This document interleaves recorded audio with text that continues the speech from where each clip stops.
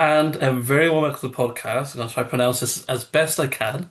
Is Beth Mielbrecht. Did I get it right, Beth? Am I close? Yes, you did. Yes, you I did, David. super. That's all I want to know. Okay, so let's get this started. So, where are you right now on planet Earth? Right now, I am in Buffalo, New York, which is right next to Niagara Falls and close to Canada. Cool. And in terms of to make us jealous, how is the weather today, temperature wise?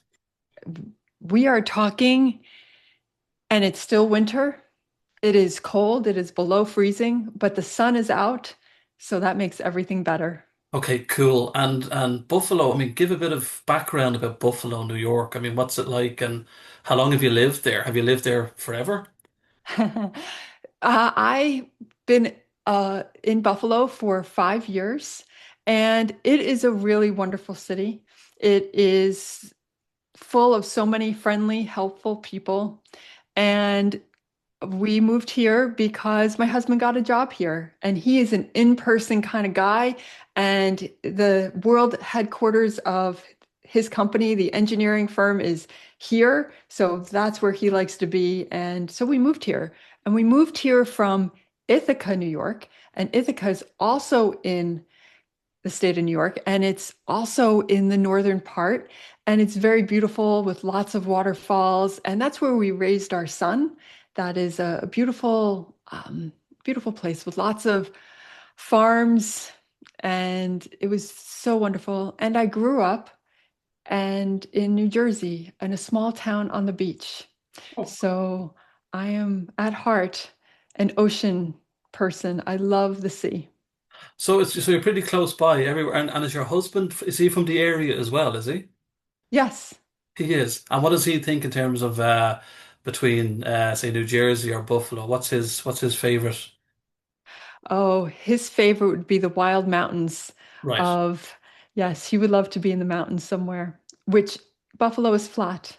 Oh. There are no mountains. There's some hills, but there are no.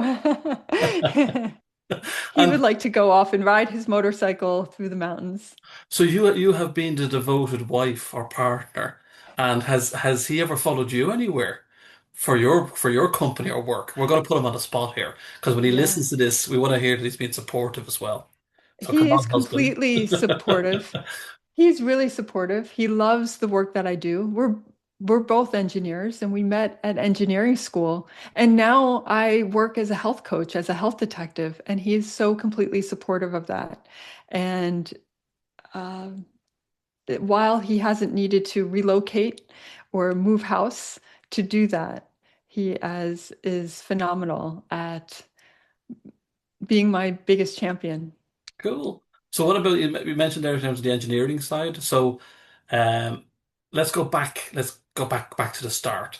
So generally forget about when you met the husband. He's not important right now. So why did you get into engineering?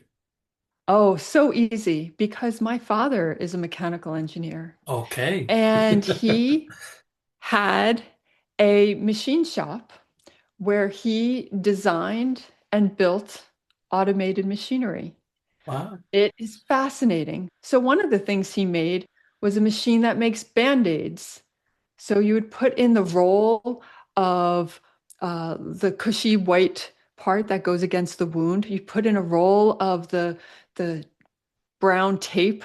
You'd put in a roll of the packaging, close the door, hit some buttons, and out would come band-aids. Oh wow. That and so many things when I was a child, I knew that's exactly what I wanted to do. There was one side in the front of the building where all the engineers were, and they were drawing and designing how these machines would work together. And then in the back half were the machinists, and they were taking steel and aluminum and making the parts, and then people were assembling them together and putting electronics on them, and then you'd push a button and then they would make things. Wow.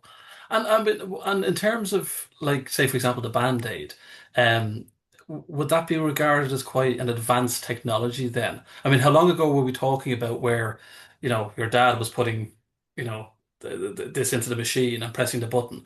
How many years ago was this roughly? I would say that was in the 1980s. Wow. So it was, people.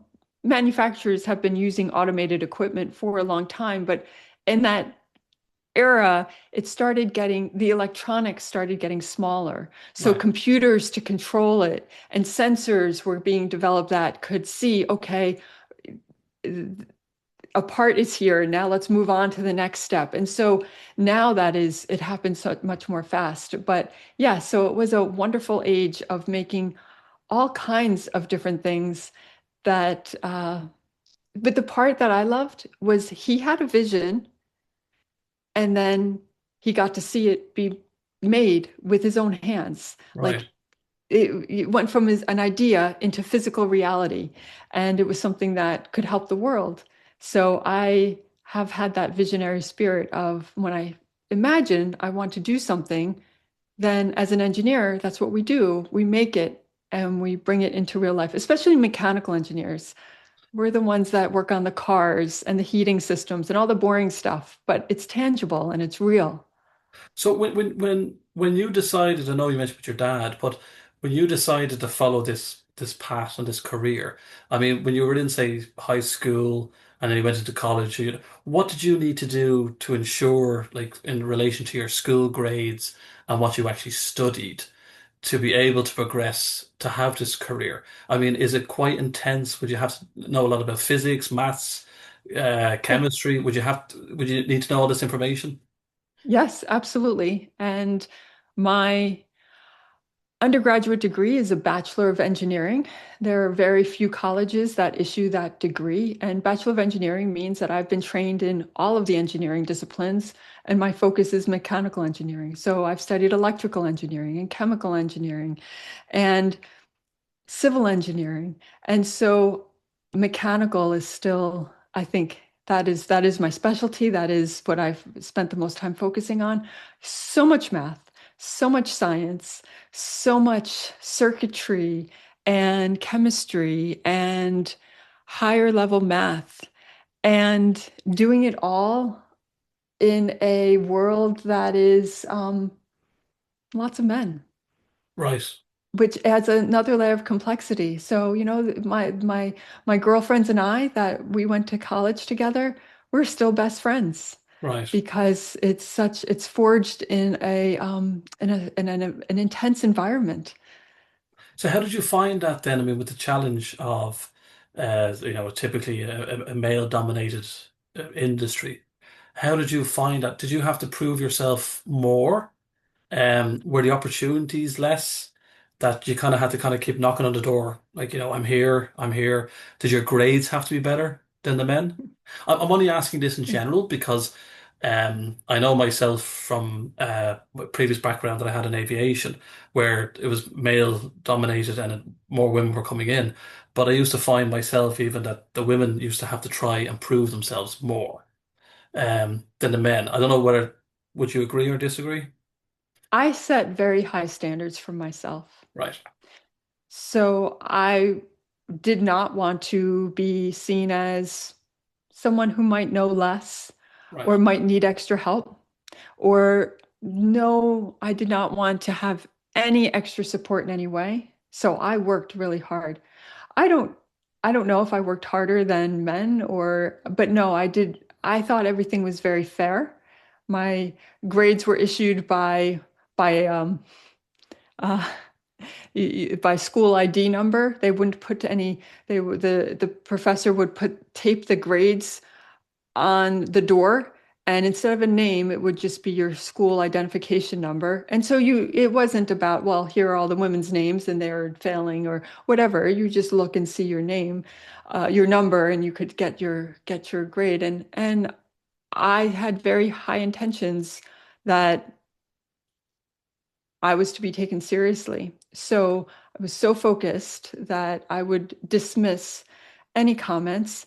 I'm a Gen X woman. I'm used to being at the forefront and throwing elbows and like standing for myself. And so I never let any of that even permeate my space because I knew I was smart enough, capable enough. I didn't need anything extra. I was just as I mean, men and women are different in many ways, but in terms of being able to do these calculations and think in this way, very equal. And sometimes, and there's strengths of personality that each person brings, and that's unique through every profession. And there are some male engineers who are very gifted in certain areas, and women are gifted in other areas, and sometimes there is no difference in those ways. So that's my approach to schooling. And did you ever feel, was there ever a time, and this is just for inspiration for any young up and coming future talents that want to get into mechanical engineering, but did you ever fail at anything? I don't mean like grades wise, but did you ever get frustrated with anything or fail that something wasn't making sense, or why isn't this working, or what can I do to fix this? So how did you manage and cope with that? I that happened many times, and that just made me work even harder to figure it out. And whether you're a man or a woman or whatever discipline you're studying, there's always resources available. So I went and got extra help. There's teaching assistants who provide help for most college classes. I went and sat in on all of those extra help sessions. I went to every single one. I looked to people who had taken the class the year before and asked them, how did you figure this out? When there were things I didn't know how to do, I did not beat my head against the wall by myself and say, I must be stupid. I said, we are meant to solve these problems together. So let me go find someone who is also struggling with this. Let's figure it out. And let's go find out all of the resources. This is, I mean, mechanical engineering is based on some solid principles that have been around for a long time. Other people have worked their way through understanding these things. The exact math problem or the exact thing challenge might be unique, but there are others who know this. I will go find them. And so this was pre Google, pre internet. There was no AI that I could type in a problem and go look for it.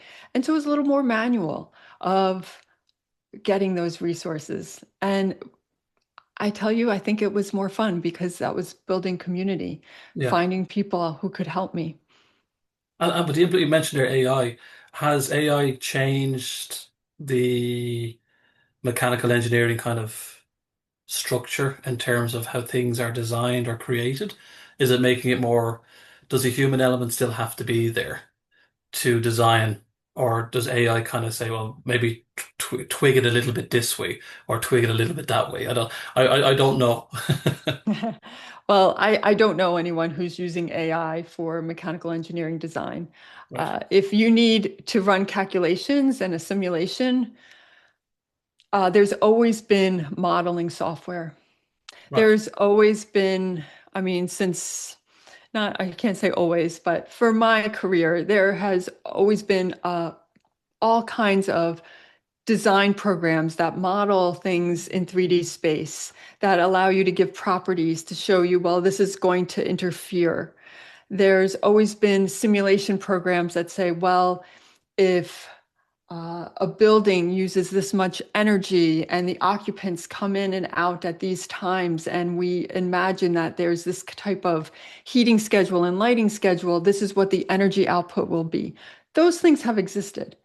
I am sure that they are doing better and are more powerfully calculating those things and much quicker. Some simulations, you let them run overnight because the computing power wasn't there. So, right, but the increase in computing power and the number of variables you can analyze, I'm guessing that people are using AI as part of that, but I don't have I have never used AI as part of design. right. Yeah. What would be the coolest thing that you've ever created or designed? What that you've always kind of felt, oh, it always has a special place in your heart. Well, from an engineering point, you mean? Yeah. Or even anything in terms of you kind of went, just your brain was getting very creative. You said, I'd like to design this or create this, and you felt, wow, I made this. I don't think in engineering I ever created something that I've designed and built for myself.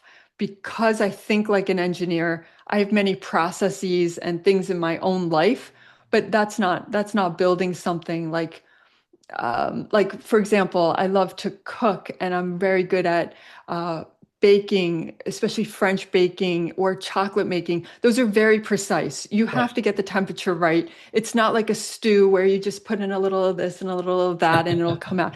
I love the order of it, a mise en place, like get everything organized ahead of time and then it comes out so lovely. So that's in my own, that's creative and that takes some of my engineering uh, thought processes. But I would say for an engineering project that was actually something that I made, we made a machine that made capacitors. Capacitors are little devices in the electronics world that store energy, store electricity, and they were for cell phones. They were Right. for the early cell phones. And this machine had all kinds of fun. I mean, it really was fun of how each part was layered on and it, it was moved. The little capacitors were moved throughout the machine. And then there was even an oven where they were cured because there was an epoxy stage where they had to be heated up. And then things were getting cut and things were getting soldered and things were getting inspected with a camera and moving along until it wound up in a package. And the package would be sent to the manufacturer of the cell phone, and then they would take it out and it was in such a way that another piece of machinery would be picking it up like with like little mechanical tweezers and putting it into the cell phone. So it Right. had to be designed, and the end result was this tray. Instead of a tray of chocolates, it was a tray of capacitors, all ready for it to go into the next phase, which was to become part of a cell phone. And so I thought that was so fascinating that, Yeah. you know, now these days the components have gotten even smaller, but there was pneumatics and light and vision sensing and all kinds of electronics. And there was a computer system that controlled how everything worked. And I loved diving into all of it. And in the end, this was happening in my father's shop. So in the front were the engineers designing it, and in the back were the machinists who would make the parts. I would say, "Oh, this part isn't fitting right." Oh, they would go fix it. To have that much control, and since I was the boss's daughter, I got to spend time wherever I wanted, in the front Right. with the engineers and in the back with the machinists, and then with the machine itself, troubleshooting it. How do you make it? It was fantastic and so much fun to be given so much freedom and to implement the vision of the engineers who were just drawing it on paper and the machinists who were just making each individual part, but they didn't know how they were all going to fit together. Only a few people knew how everything was going to come together so that you could have capacitors for your cell phones. It's Fun. fascinating. It is fascinating. It's kind of it's the other question I was going to ask you in relation to that is that you mentioned there that you've seen all this process with your dad. So your friendships growing up, and this is going to sound like an odd question. I'm going to say it anyway because stereotypically, um, you're quite intelligent, and if you're involving yourself with your dad's stuff, how did your friends? Did you have certain friends that were kind of they would gravitate towards what you were doing? Or did people feel that, Beth was a bit of a nerd? Can I say the word nerd? So, I was definitely a nerd. Yes, I was in the nerd box. I right. took the advanced math classes and the advanced, yes. So yes, there was a little separation there. But I had wonderful friends.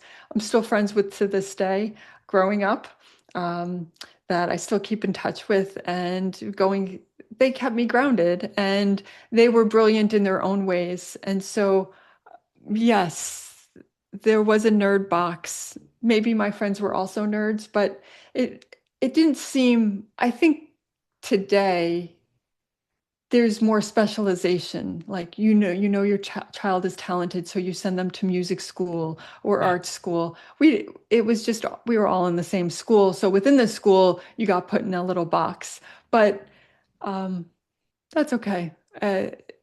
I survived with great friends and Oh, you can see it here because just say anybody listening to this or watching Beth is that it's okay to be a nerd. If you're okay, you're going to turn out okay. Just be yourself and do what makes you happy, and that's all that pretty matters. Um, so okay, let's move on then to generally, why on earth did you become from mechanical engineering to the health detective? Why did this all start? So can you give me some sort of reasoning and a background behind it? Hmm. Well, really started because I was tired of my friends and family complaining about their health problems. Right. And people would say, I got this migraine. I get this migraine every week. There's nothing I can do. I take the medication. It makes me nauseous. I guess I'll just live with it. Nothing I can do. And I would say, of course there's something you can do. Of course we can figure it out. This isn't something you have to live with. Or someone who has digestive issues. I don't know what it is. Nobody can figure it out. I guess I'll just eat rice for the rest of my life. Everything makes me, like, of course we can figure it out. Yeah. This is not different. This is not the hardest problem in the world. And the reason I said that we can figure it out, is because I approached my health and my family's health in a quite unusual way. Shall I tell you about that? Tell me. Actually, one thing before you actually say that, I'm actually looking at your skin, and I don't know how old you are, Beth, but your skin is glowing, Thank and you. you can tell your husband I'm not trying to flirt, but I'm just because we're thousands of miles away. Don't worry. But generally, I'm looking at your skin, and it is glowing, Mhm. um, and This is real life. Yes, it is. There's no makeup.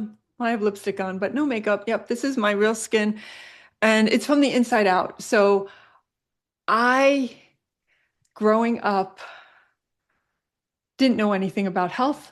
I did whatever my family was doing, but through college and then after college, I tried every diet. I tried every type of exercise. I just wanted to see, well, what does that feel like if I only if I only eat salad and juice, what does that feel like? Or if I try something else. And so I always would just see what that was like. And then when my son was born, our children are here to teach us. And he was born, he's quite a sensitive kid. And something happened. I remember I was feeding him something, and then the next day he had hives all over. And so, like we're supposed to do, call the doctor and say, "Oh, he has hives," and it was so dismissed. And I said, "Let me bring him to you." No, he has these red. Oh, these things happen. It's okay. Oh no, I am not going to accept that answer from my precious child who's perfect, yeah, that there could be something. And so I figured it out. Like, oh, well, he was sensitive to wheat. I will figure out what he needs. And what I found out that worked best for him was homeopathy. And I became a homeopath. So first I went to a homeopath, and then I learned what that was. And then I said, oh, this is fascinating. I will study this and I will do this because I want to know this method. And so I became a homeopath. And then my son also, um, he responded really well to hands-on healing. And we had an episode where he was very young, and I was a new mom, and I was putting him asleep in his crib. And I was putting him down, and I was so happy he was still sleeping. So I backed away out of the room, down the hallway, like this with my hands up. And I noticed that I felt, and as I tell the story, every time I tell it, I can still feel it, steel cables in between my hands, my palms, and his little body. What is going on? Now remember, I'm trained as a mechanical engineer. I know energy in terms of electromagnetism, in terms of electricity in a building. I have no idea what is this feeling in between his body and my hands, but it was so real. And the image I got was like steel cables, like a steel suspension bridge with all of those twists and turns of steel. And so soon I quickly learned, oh, this is a type of energy. And I studied Reiki. I became a Reiki master teacher. And my son flourished with homeopathy and hands-on healing. And actually, the whole family did. We were just all wonderful with knowing when there was something going on, we had the capacity to feel it, move it, and listen to our own bodies. So when I became a health detective, I had been drawing on decades of knowing that our bodies are very wise and we have to listen, and that everything that I loved about taking care of my family all fell under the umbrella of energy medicine. So, energy medicine is acupuncture and hands on healing and homeopathy and things like that, where you just work with what's blocked in your body and work with it to unblock it. It's so gentle. And my son was so sensitive that that is exactly what he needed. And I knew that I could help more people see this. And I didn't have a clear way to do that until something came into my life. And it's called bioenergetic testing. It's a form of digital muscle testing. And digital muscle testing is a form of in-person muscle testing. So the way that works is if you go to a chiropractor or some kind of applied kinesiologist or even nutritionist, they might ask you to hold out your hand, keep your arm really straight, and they'll press on it. And they'll ask you a question, but they're not asking your brain, they're asking your communication system. And then they'll be able to tell, is your arm straight or does it go weak? So, David, if we were together and you held out your arm and I pressed on your wrist and I said, your name is David, your Hmm. body knows that's true. Yeah. And so your arm would stay straight, firm. But if I said, your name is Mark, there would be like a slight weakness because your body says, I'm not Mark, I'm David. And then I would know, like, okay, no, that's not true.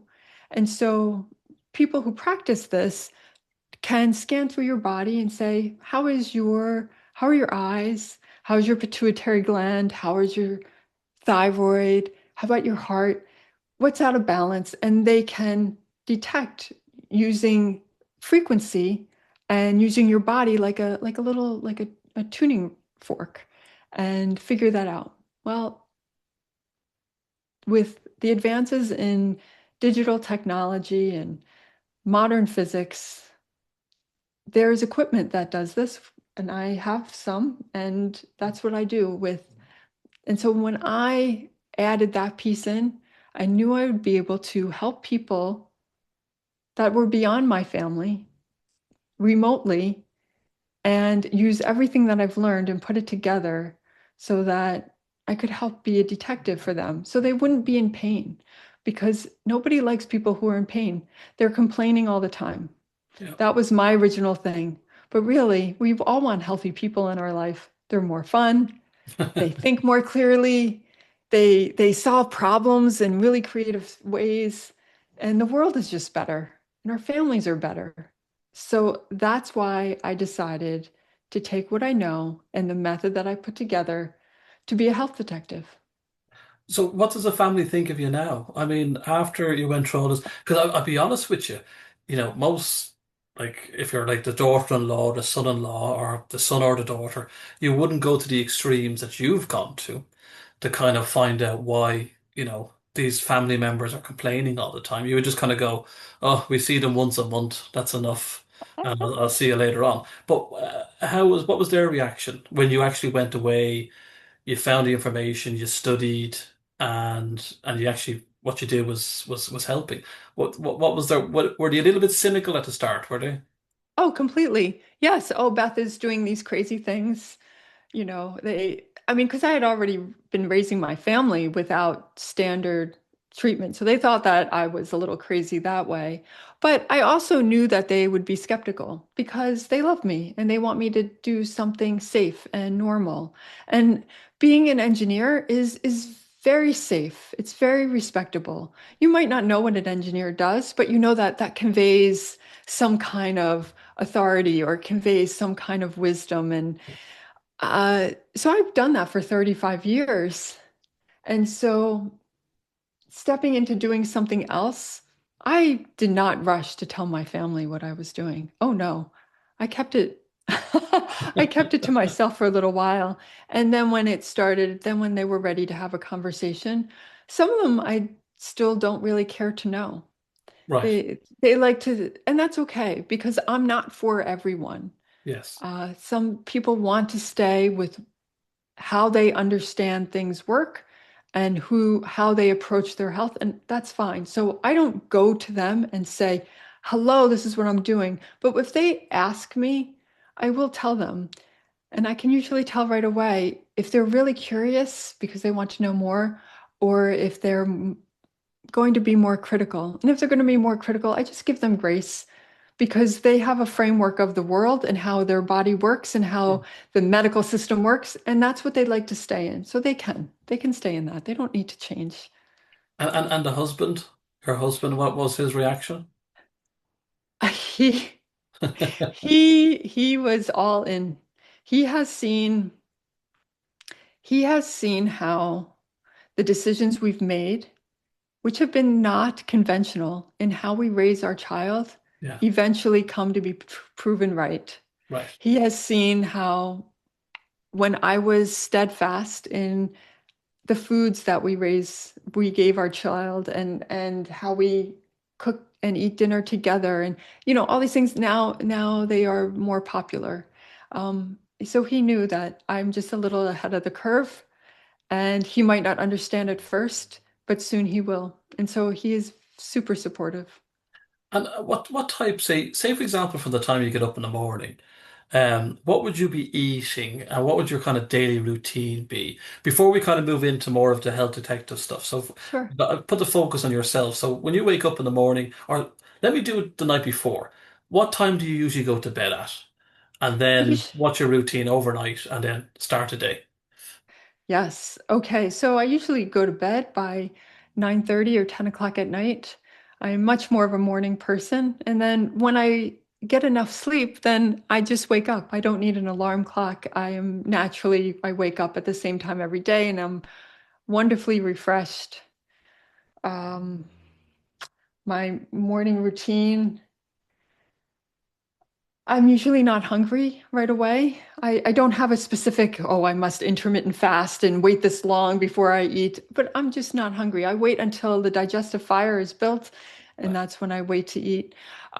We have a dog, and dogs are wonderful for making sure you go outside Yeah. and take a walk and see the sunshine. So I typically have a small movement practice where it takes 10 minutes and I'm just moving my body like good morning and assessing how do I feel. And there's, different, just moving my neck around and my spine around. I don't go right into a big workout, but just that feels perfect for me. I'm usually outside. Sometimes we can see the sun, especially in the winter before the heavy clouds are, the sun kind of is below the clouds, and to get that sunshine while I'm walking the dog is great. I love herbal tea. I I don't do well with I've never had coffee. That's fine if you love it. I like herbal tea. So there's so many herbal teas and the plants that are in the blends have wonderful minerals. And to me, it's so much fun to pick blends that are all loose leaf and you can see the actual little flowers and the leaves and steep a cup of herbal tea. So that's what I do. Um, and then later in the morning, it'll be time for breakfast.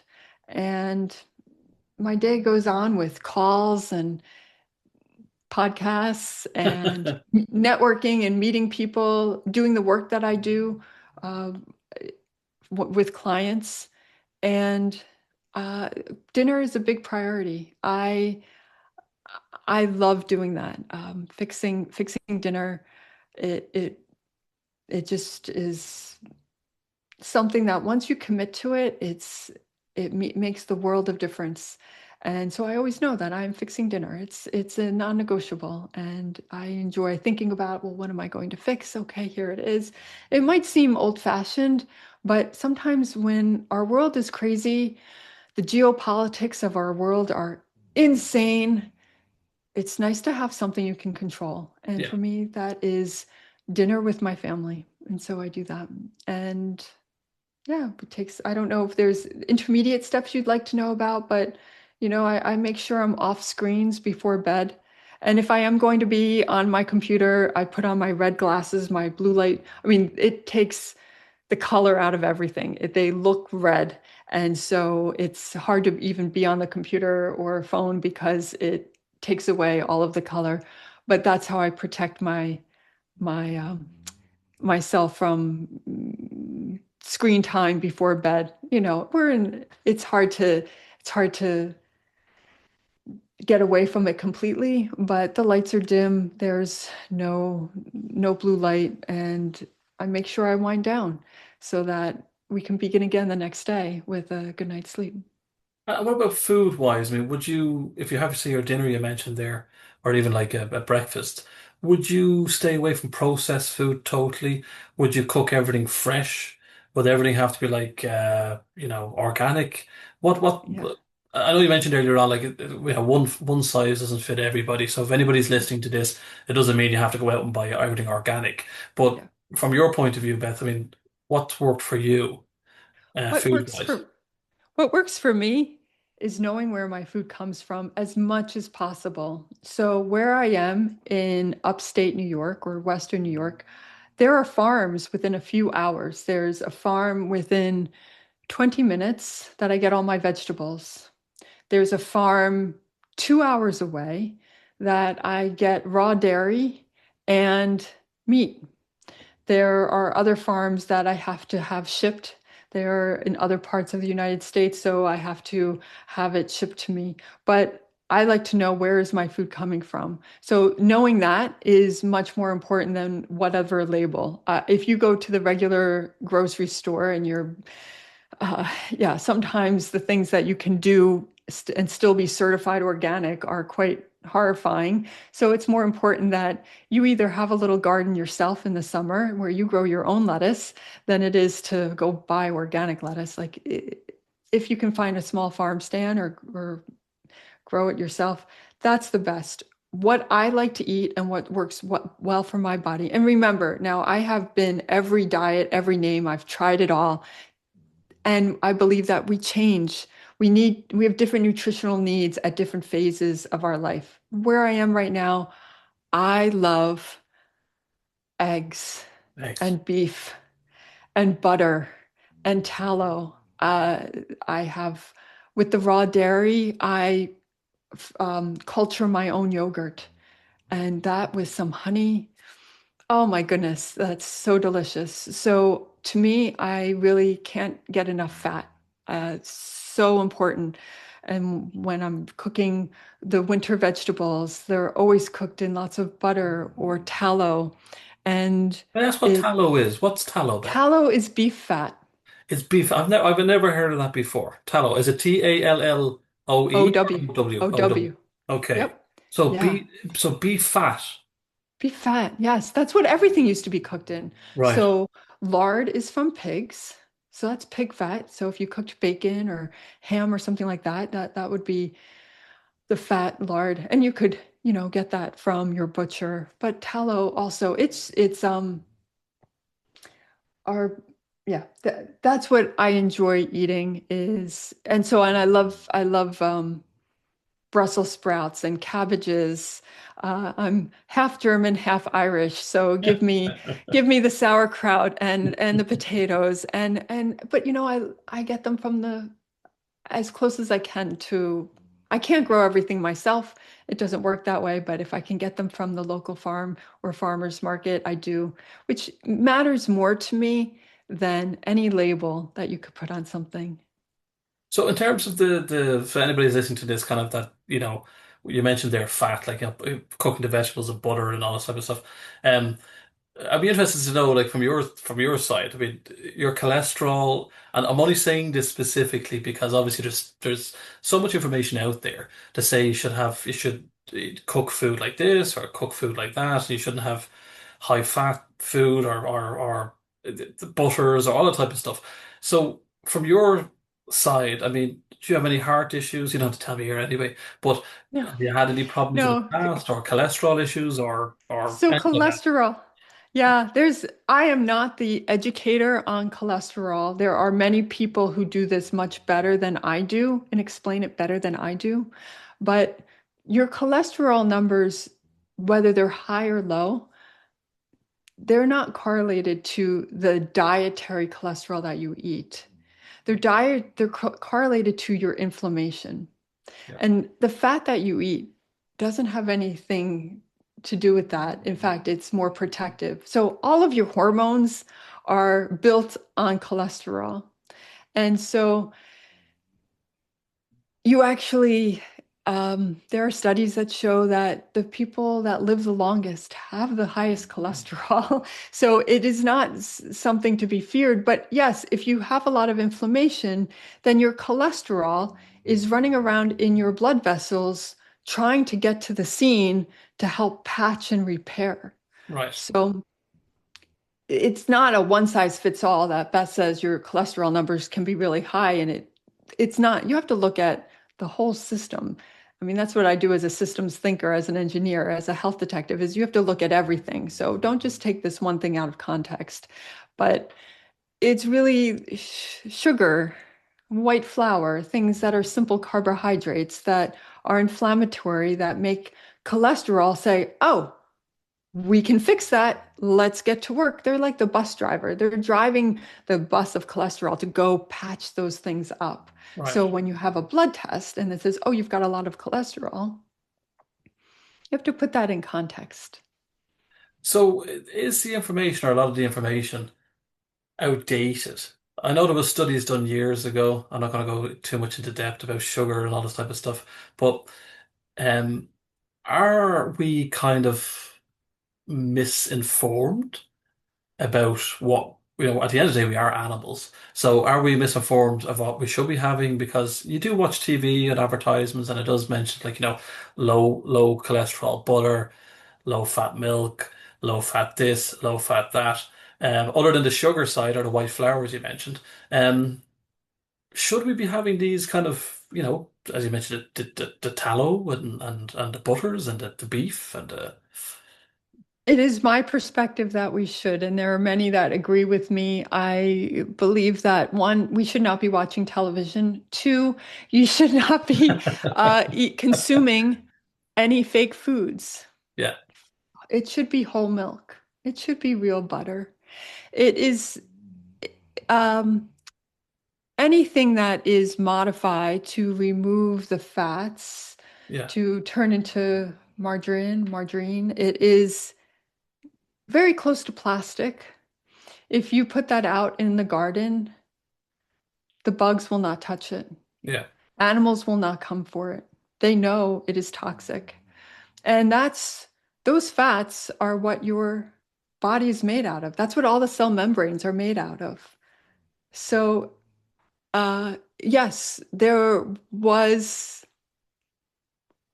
work that was done to blame fat and not to look at sugar. yeah, And really, it's the reverse. We should look at sugar. And maybe I understand not everybody is interested enough to go in and figure this out. But I have to tell you, in today's world of we're all interconnected and there's so much media, it's very easy to find out that yes, all of the work done in the 70s and 80s and 90s with the low fat actually produced worse results for people and harmed people's health No one's going to take responsibility for that, but there were flawed studies, there was deception, and actually, let's just forget all that and let's just come back to common sense. Yeah. What did your grandparents eat? How did they feel? Yeah.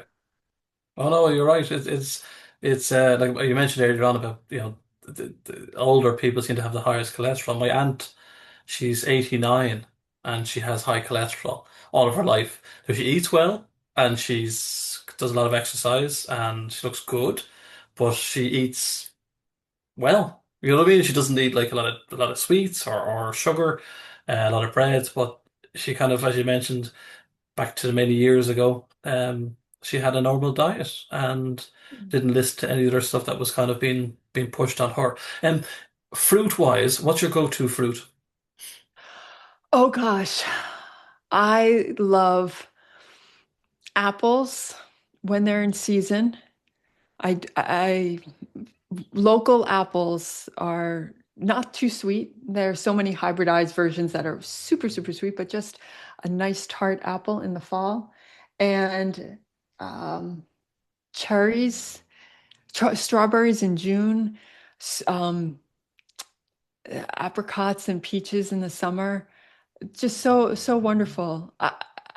I don't even enjoy them as much in the winter. I Yeah. want Brussels sprouts. I want cabbage in the winter. Right. I the fruit is not What what I'm about craving. grapefruit? There's a lot of talk about grapefruit has good benefits. Is Oh, grapefruit? I grapefruit. I always need honey with it. Yeah, it's very It's bitter. so tart. Yeah, yeah, yeah. So once in a while, I like it. The thing is that everything has good benefits, Yeah. but whether you're in the regular medical system or you're in the alternative medical system, everybody is looking for one thing: have pomegranate juice. That's going to fix everything. Yeah. Or take this pill, it's going to fix everything. And it's not the case. Yes, pomegranates are wonderful and grapefruits are wonderful. Should you have a grapefruit every day? If you really like it. But, sometimes fruit works best when, oh, like mangoes. Oh, I love mangoes. They Yeah. work best if you live in a warm country where that is grown. Like your body has adapted to be able to handle the fruit and the sweetness year round. Whereas, the Eskimos eat whale fat and whale meat. And in the north, I have all the seasons, and I enjoy fruit in season. But if you're in the tropics, maybe you're in a place where there's pineapple being grown. You're in Hawaii, you're somewhere, or you're in India and there's just mangoes every day. You probably have a different physiology and your body is going to handle that sugar differently based on all of those generations of being in a place where you will consume that much. But if you give a mango and a grapefruit every day to someone in the north, we're not used to that. We, we were probably, it's just like how different people can digest dairy and cheese, and others are challenged by it. It's just not part of their lineage. So why then do your clients call you, I have to make sure, the Google Maps for their health? So that's from one of my clients who said that. And what happened was she was just so confused and didn't know what to do. This one woman, she had multiple specialists in the regular medical system, and then she started seeking out alternative specialists, and nobody was putting it together, and nobody could see that it was all connected. So she had some joint pain, she had a regular doctor, and then she had a specialist, and then she was going to a chiropractor, and then she had a mental health therapist, so someone she could talk to about her problems. But she wasn't getting better and she just kept going to doctor's appointments and they couldn't see it. And when I worked with her, I was able to piece it all together. Like all those things are true. Like she really did have anxiety and she really does have joint pain, but she couldn't see how, and nobody else could either, how it was all connected. And so it was like a map of what was out of balance and what her body was trying to tell her. Because you only have one body, you don't work in isolation.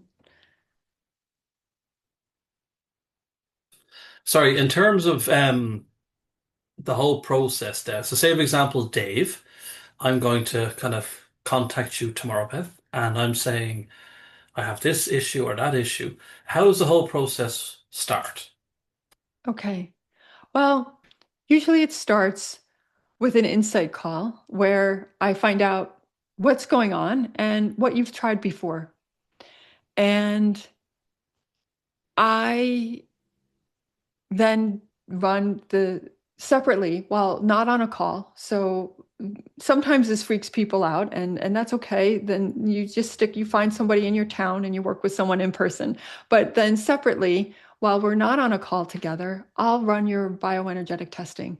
It takes me a couple hours and I have designed um, customized testing and questions that I ask. And I do this digital muscle testing using lab grade equipment and computer software.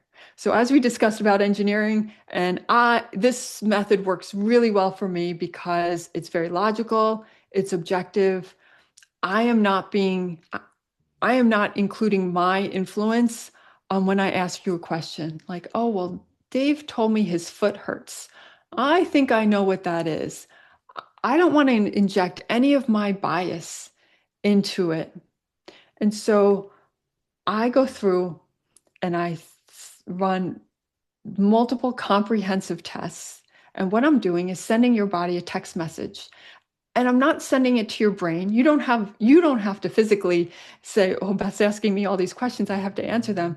I'm sending it to your electromagnetic communication system. So electromagnetism is one of the foundational courses for engineers. It's the premise of all kinds of energy medicine, from Reiki to homeopathy to acupuncture. It's all the same thing. And when I send that to you, I can measure your response back from your communication system because we are all connected by the ether. We are all connected. And again, sometimes people say, Beth, you lost me, I'm out. That's okay. Many people are right there with me and following along. So when I do this testing, I'm asking questions and getting answers. So the types of questions I'm asking are, what's out of balance? You said your foot hurts. This is the just a game, I'm just pretending that you said you told me your foot hurts. Yeah. But we're going through and we're looking at all of the organs, all of the systems, and I say, oh, your liver is out of balance, or your pituitary gland, or your spleen. I mean, if I asked you right now, Dave, how's your spleen? You'd have no idea. There are No no idea. nerve I'm endings. sure We have it's no, wonderful. Yeah. yeah, we can't, we don't even, most people don't even know where the spleen is located. And there's no way of feeling what that is unless there was like some physical problem and you knew that. So once I find out what's out of balance, nobody needs a list of problems. We all have enough problems. You Yeah. need to know what is going to make it better. So then the next set of questions is, okay, so your needs support. What's going on? And I find out, is there a nutrient imbalance? Is there an environmental toxin? Is there an emotion that needs support? What is it? And so for nutrients, for example, let's go through all the minerals. Do you need boron, magnesium, selenium, all of them? And your body's going to say, all good, all good. Oh, that one. I need that one. And sometimes actually, most of the time, you really just need the energetic signature of it because our bodies are wonderful recycling systems. And as long as you're eating relatively healthy food, you've got it. But something has broken down and your body doesn't know how to use, say, selenium. And so you just need the homeopathic version, the energetic signature of that. So okay, I'll note that. Sometimes we come up with you need to eat more protein. your body's not digesting protein. Why is that? So I'll run a different test. Well, how is your stomach acid and your digestive enzymes? Are you eating protein and you're not digesting it? So let's start there. And so and then if you tell me, oh, I don't eat any meat, I'll say, okay, well, we need to figure out how to supplement what you are eating with so that you can have these amino acids because your body is saying, hey, I'm missing amino acids. And then there's a cascade reaction. Right. Sometimes there's environmental toxins, everything from metals to pollen to chemical residues to pesticides. And what your body does is it packages it up and it holds it. It's like, I got to store this in cartilage or in fat because I can't let that circulate. Your body's always trying to help you. And once we figure out, well, how can we move? What do you need to help move this out? I have the homeopathic signature for that. That goes in your remedy. So I go through over and over and over again. And by the time I'm done, there's usually over 100 different energetic signatures in a homeopathic remedy. And then I charge them into a bottle, a drop, and some patches. And I put them in a box. And for my international customers, I write happy birthday and all things like that all over it. And I say it's from me personally and not a business. And we put it in the mail and off it goes. And so you receive a report. The report tells you what I found. This is what's out of balance. This is what you need to be into balance. I don't list all 100 things. I list like a summary of what they are in categories. And usually there are some practices like for that I'm sorry, for the liver that is a little stuck. I also test like, well, which of all the practices that I know would be most beneficial for you? And for you, maybe it comes up, you need to do more sweating, like find a sauna or do some exercise where you break a sweat because your body wants to release stuff through sweating. Maybe you need to do lymph tapping, lymph nodes like underneath your around along your neck, underneath your chin, or in your armpit. And I show you, well, this is a practice that you do where you rub and tap them, and that will get everything moving because that's going to help your foot. So you can go to a physical therapist who's going to look at the muscles and say, well, everything looks fine, nothing's broken, do these exercises and it'll help your foot. That's great. And if it works, fantastic. And if it doesn't, that's when people come to me because they're trying all these things and nobody is asking their body. They're just looking at what they're trained in, their specialty. So that's what it looks like when you work with me is then we have a call and I go over everything and I explain to you what it is. And I have to tell you, every single person says, Beth, how did you know this? Right. And I say, I asked your body. Your body told me. I didn't guess. I didn't say, well, everyone I see who has foot problems always has this other kind of problem. So let's just prescribe all these supplements and exercises. No, I find out what's going on and I put it all together. So everything I know, I give to you in one system, in one method. And that's really important to me. I leave nothing out. There's nothing extra. I give it all. And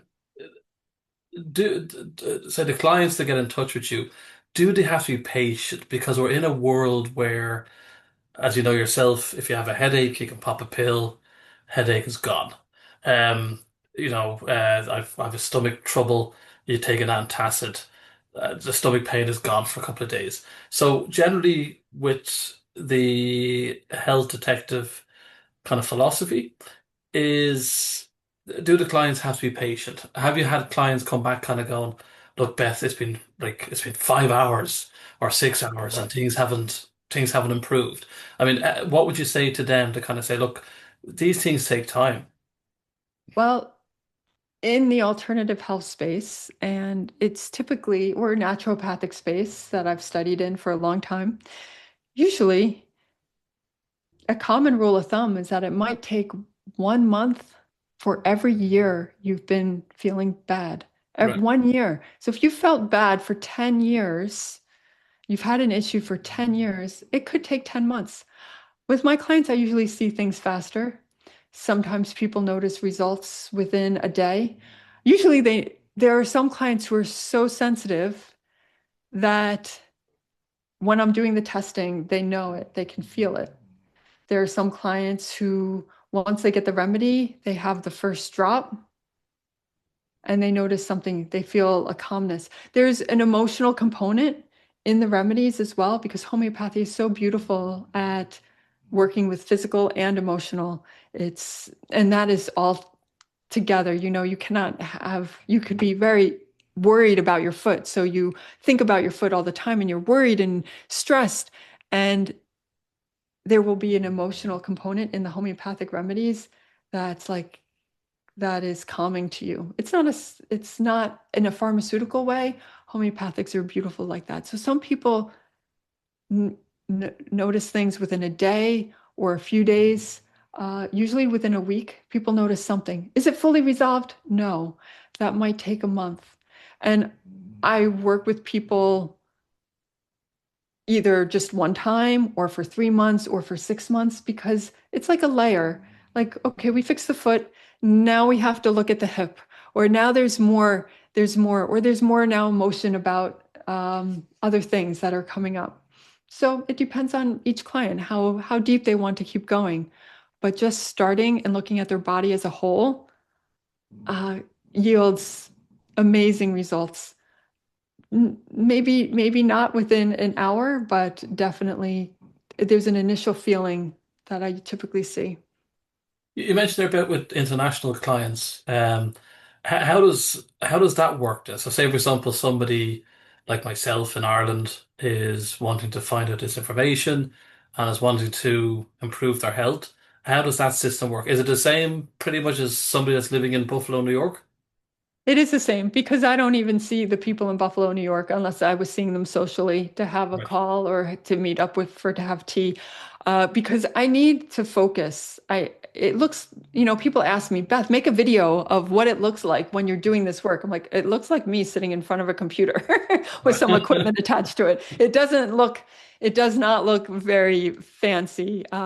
So yes, it does work the same. The only difference is that I have to just be more creative on the shipping because there are some countries where I will only send the patches and I won't send the bottle that has liquid in it because that will get flagged as something. I usually send it as like I'm sending a personal gift. Right. That's usually how I do it. I'm not a big operation here. I'm not it's me. Health with Beth is me, Beth. So it's not like I need to have there's different creative ways to work around that. So I would say the difference is in the shipping and in making sure that we're available for and to meet at the same time during the day when we have a call, like with time zones. And I've talked to people all over the world, so time zone math is really fun. It's good. I'm actually just being nosy. Look at your website here, yourhealthwithbeth.com, and it has information about yourself, your background. It has the program, has pricing, has a blog. And for anybody else that's trying to get in touch with you, are you on the LinkedIn's, the Facebooks, the Instagrams? I am. You will see all of my content. There's lots of videos. They're all short. They're 3 minutes or less. So that is at Your Health with Beth on YouTube, Facebook, and LinkedIn. I'm sorry, and Instagram. LinkedIn is my name, Beth. And if you go to my website, yourhealthwithbeth.com, there's a button to take a free quiz. Yep. And that's a good place to start. And you answer 10 multiple choice questions. It's really fast. And then you'll get my insights on what I think you should work on. And that's a good way to start to get to know me. But also the videos. You could just go to YouTube and see all my shorts, or I'm on social media. But that's a good place to know if if what I do makes sense for you and if you like what you're hearing. Because it's important to have multiple people on your health team, whether it's your best friend or someone in the regular space and someone in the alternative space. And sometimes it's right to work with a health coach or a health detective to help sort things out. And often there's someone right in your town who thinks differently, who asks different questions. Maybe that's the next step for you. No, it's very unique what you're doing, I have to say. And for listeners, I definitely get you to check out yourhealthwithbeth.com. As Beth has mentioned, there's all information there. You can set up a call, you can arrange a call with Beth, and then you have the quiz there as well. I'm going to do before we go, Beth. I said I mentioned this quick fire round, so we'll just see how quick you are with these. Okay, so are you a morning person or a night owl? Morning, A morning. You mentioned this already. I think coffee, tea, or something more energetic. herbal tea. Herbal tea. What's your favorite herbal tea? Oh, I like a blend that has mint and lemon balm. Oh, nice. One health myth you'd like to banish forever. Low fat is good. Wow, that's even confusing the way you're saying it. Yeah, get rid of the low fat. Favorite way to recharge your own energy. Be in the sunshine. A wellness trend you secretly love. Sound baths and tuning forks. What was the first one? Sound bath. Have you ever seen people with the singing bowls, the Tibetan singing bowls? Yeah. Anyway, you could go in a room and someone will play the singing bowls. Usually, a bunch of people lay down and they hit the chimes, and it's like a little concert with different healing bowls and chimes. Wow. So sound Okay. bath, yeah. Cool. A wellness trend you'd happily never hear about again. Uh, Everyone talking about cortisol. Cortisol is a hormone, it has its place, but it's not the problem. It's not always the problem for everything. Okay, we'll talk about that more later on, down the years. Your go-to comfort food? Chocolate. What type, dark or full fat? Yeah. Oh, definitely full fat. Yes, definitely, but not too bitter because then that doesn't taste as good. So like 70 to 75% cocoa is delicious. Okay, one word clients would use to describe you. Calm. Cam. I can notice on the screen. One, if nobody can really see this at the moment, but it's gotten dark here in Ireland, and I have the light. Is just Beth can barely see me. I'm gonna have the light on, but I'm trying to be consistent. So it's gotten so dark so quickly in the last 20 minutes. So Beth's probably looking at a shadow with somebody with the moon behind him or the earth. Okay. One word you would use to describe yourself.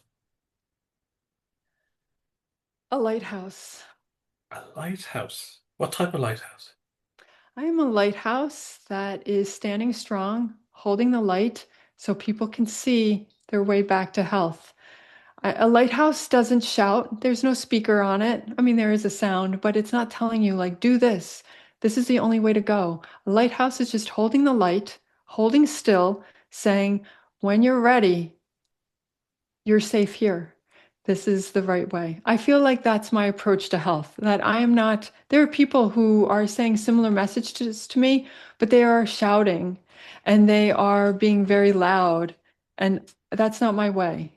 I am standing here. Look at me. I am healthy. I am glowing. I can help you. I will shine my light.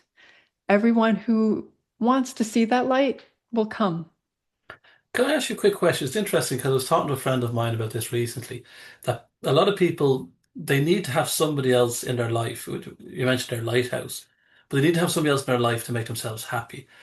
If the whole planet, I'm sorry, but your child and your son, sorry, and your husband, if everybody was to disappear tomorrow, would you be content on your own because you're confident inside? You don't try to get out. A lot of people need Yeah. everybody Yeah. else in their life to make themselves happy, but you're content with yourself. I am. I am in alignment. I'm in integrity. Those are core values. I would be devastated if the people in my life weren't here, but I would be strong and stable. Yeah, Yes, because I know who I am. yeah. I can see that. No, I can see that. I don't know who I am now. Look at the camera. I've just totally disappeared. Don't worry, when this gets released on YouTube, they're only going to see you, Beth. They're not going to see me, thank God. It's like I'm some sort of like Halloween ghost or something. I'll put the light on in a second. Um, so if you weren't, we know you were doing mechanical engineering, but if you weren't doing this type of work now, as the health detective, what else would you like to do? So forget about the mechanical engineering side. What else would you like to do? I would I would probably explore sound therapy and the cymatics, and sound carries energy and the way it moves, and I would study that and also how it relates to healing so Right. that we would have more concrete understanding of how sound works with tuning forks, with musical instruments, and the healing powers of old church organs. Right. That's what I would learn, and that's how I would help people, and I would resurrect that healing modality. No, it's very unique. It's interesting. I think it was a few weeks ago. I was telling a friend of mine this, and you might relate to it or not. But I was walking across the road, right, and I was half asleep, and I was actually coming back from work. And where we have in Dublin, we have these trams, or they're called Lewis trams. And you can just tell me if I'm being crazy or not. If anybody's listening, they probably think I'm crazy. But I wasn't paying much attention. I was so tired, I wasn't paying much attention. But as I walked to go across the Lewis line, I felt something touching me on the shoulder as if to stop me. And it was really, really odd because I did stop and I looked up and I realized, oh, the Lewis, I don't know if you have them in Buffalo, New York. The Lewis line here in Ireland is like, it's like a train that's out in the street. And if you don't concentrate, you can walk into the train track and who knows what happens then. But when you mentioned their sound and energy, I just thought myself, well, maybe something had touched me there just to stop for that moment. So you can research that if you like and see if I'm totally crazy You're or not. You have guides. You have a team of people in the non-physical who want you to carry out your purpose and your mission. yeah, but And it Beth, was your time. it was so odd. It was so odd. I was in a daydream land. It was like I think it was 10 o'clock in the morning. I had woken up at 4. And I just said do and I just something just tapped me, kind of like to stop. It wasn't like a pull. It was just like a little top, kind of like wake up a little bit, really odd. So if any listeners out there maybe think I'm crazy, Beth says I'm not. You are not. You are paying attention. When you weren't paying attention, you paid attention to that message. And now you're here to have this conversation with me. So I'm really glad Yeah, that happened, that it you was so got odd. that. It was so odd because it's just so odd. Anyway, I just wanted to say that to you. But all this left me to say thank you so much for chatting with me today. Beth, I'm going to say Mielbrecht. You can actually explain why your surname is that now. You can blame your husband. Oh, that is my husband's name. Yes, and we've been married for 30 years. So, yes, I took his last name when we got married, and it has been fun to navigate life with it. It's a made-up German name, Yes. as many names in the United States of people who came across from other countries came to be. And so if you meet anyone or see anyone with this last name that I have, they're related to my husband's family. There's not too many of them. And has he apologized every day? No. You mentioned the Irish. What's your surname then, Beth, Oh, before you got married? it was not Irish, but the Irish side of the family are Sullivans. Oh, the Sullivans. Oh, wow. Okay. Yeah, yeah. Yeah, and yes, from Youghal near Galway. Oh, very nice. Oh, Galway's beautiful. Have you been to Galway? Yes, I've been to Dublin. Yes, I did the silly American tour of flying into Dublin, renting a Oh, car in August, and driving out to Galway. oh, lovely. No, So I'm yeah, stunning. I've got Sullivans and Gallagher's And are Gallagher's. Irish. Oh, you're more Irish than me. My surname's Pitt. That's not Irish at all. So thanks so much for chatting today at the Wellbeing Crew podcast. I'll put all the links in once the podcast has been approved and released. For more information, please get in touch with Beth via her website, yourhealthwithbeth.com. Beth is on all the wonderful platforms, your LinkedIn's, your Instagrams, Facebooks, and your YouTubes. So thanks so much, Beth, for chatting with me today on the Wellbeing Crew podcast. Thank you so much, Dave. Have a great night. I'm going to just press